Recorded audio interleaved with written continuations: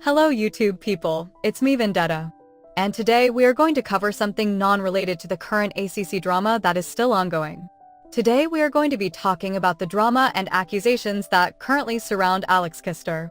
Alex Kister is the guy who created the Mandela Catalog, for those of you who might not know what that is. The Mandela Catalog is an analog horror web series created by American YouTuber Alex Kister in 2021.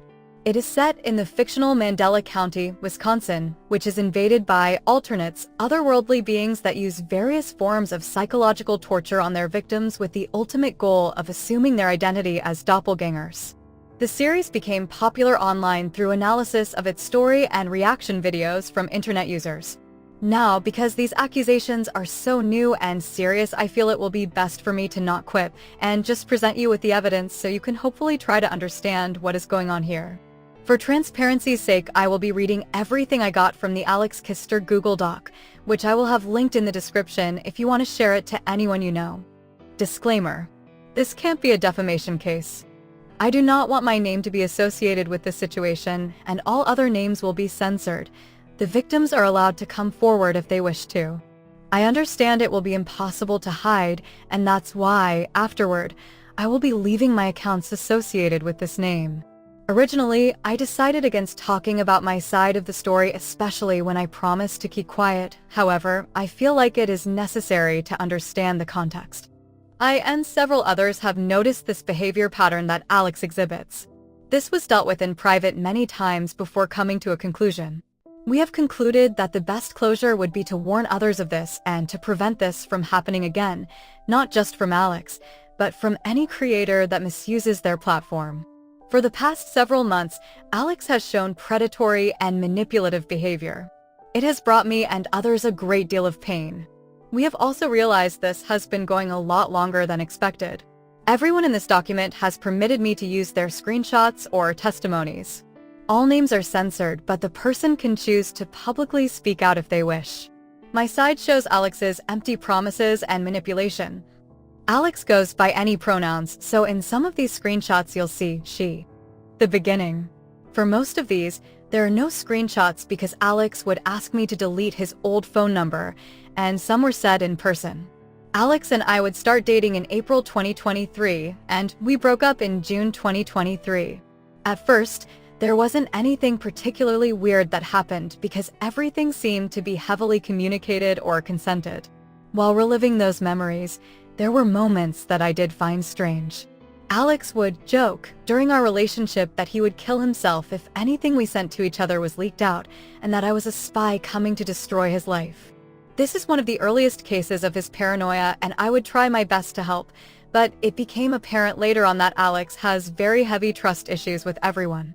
It becomes a lot more destructive and gets in the way of his thinking process.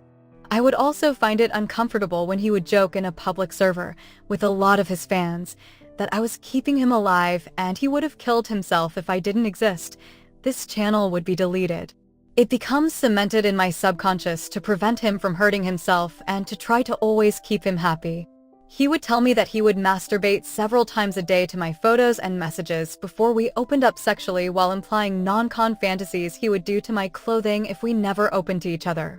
He would later on confess to wanting to wear my clothing before we opened up as well.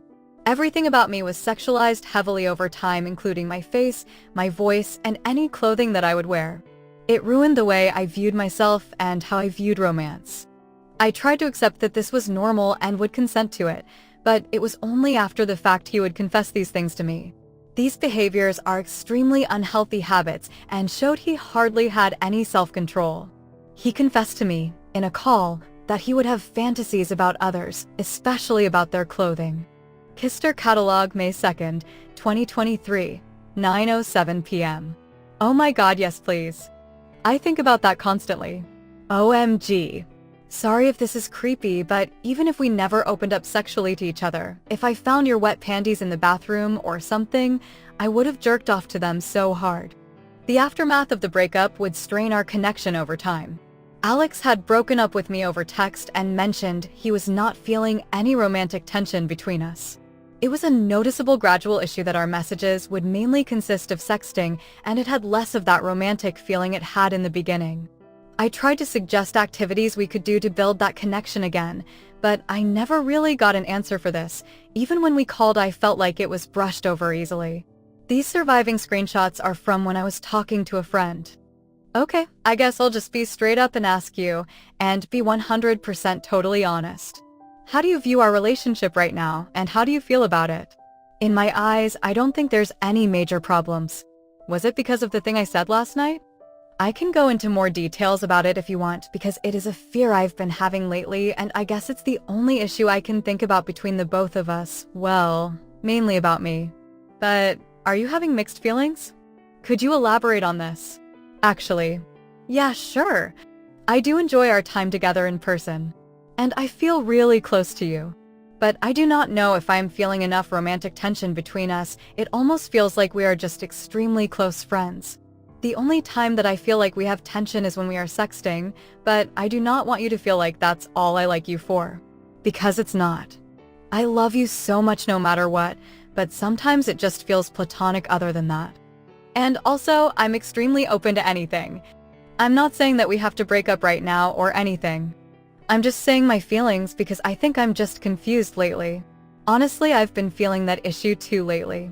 I was worried that lately you might have been just more interested in the sexual aspect of our relationship because I hardly felt anything else between us besides that aspect. It felt so much different in person because I feel how you feel. It really does matter to me. Feel. It really does matter to me, but I wasn't sure if you felt the same way because nothing in our texts indicates anything else. But that mainly lies in just how difficult communicating over texts, unfortunately.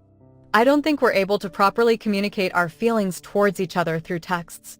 I really do love you, and I wish there was a way I can show that off, but I feel like physical touch is one of the only ways I can really show that properly. Literally, I feel the same exact way. I promise that I never used you for the sexual aspect though. That just happened to be the only way our connection could build through online. But yeah, I also highly agree with the last part you said. Physical touch is so crucial for me. Oh, I promise I'm not accusing you of anything bad. I was getting fearful that our relationship was just going to be more sexual than romantic. I have fun during these silly times, but I also wanted to feel more than that. After I implied my fears of being used for sexual purposes in a relationship, Alex suggested that being friends with benefits would fit us better. I caved in because I was still very much in love with him and would have done anything for him. Actually, that's a dumb question. Never mind. It wasn't dumb, it was just, I guess that's how our relationship is already in a sense. I still really like you, and I am willing to change anything or do anything. The only thing that I wish we did more was watch videos or movies together. I feel corny for saying that, but it does makes me feel closer to you. That's not corny, don't worry. Do you just want us to be friends with benefits? I guess I wouldn't be entirely opposed to that, because it wouldn't be much different than what we have now.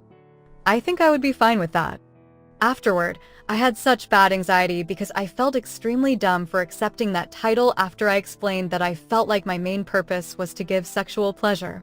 It was worsened by the fact that Alex would tell me that he considered us soulmates and still wanted to say, I love you, but it does not hold any ground when you're in a relationship. He also allowed us to explain this to our close friends. This just felt extremely careless. I called Alex to discuss the future of our relationship, which led to us officially breaking up. In that call, I also told him that it just seemed like he had lost feelings for me. He then said no and explained the issue is with him needing help. He would try to seek help for issues about his sexual behavior and lack of self-control. That's where we will leave off for now. My thoughts on this so far is, girls, if you are in a relationship where it feels like the only redeeming factor is sex, it might just be safer to end things if the guy isn't willing to understand why you feel that it's a problem. Transitioning from a serious relationship to that of a friends with benefits will probably only further complicate things, seeing how the problem has not been solved, and one side of the relationship still wants something deeper and the other isn't interested. Next time I will be covering the rest of the first part. We will go over everything that happened post-breakup and see what more there is to say about this situation.